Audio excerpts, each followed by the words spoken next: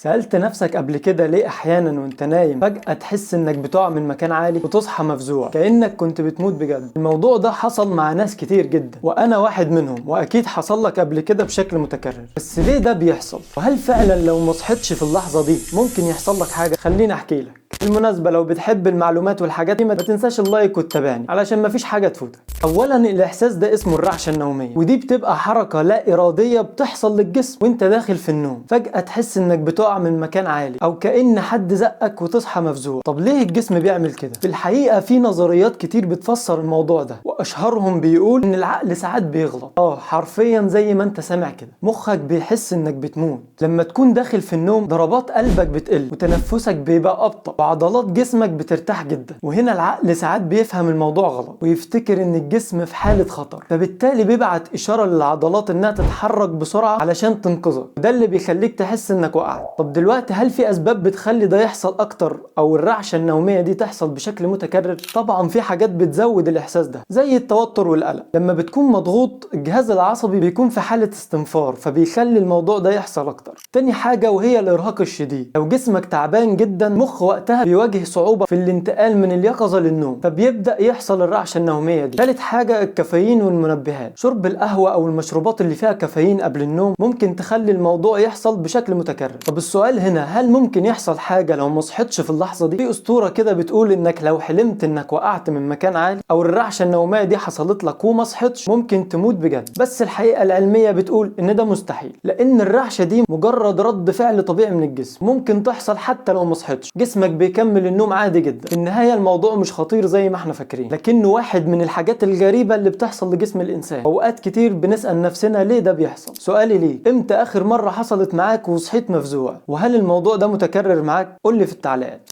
سلام.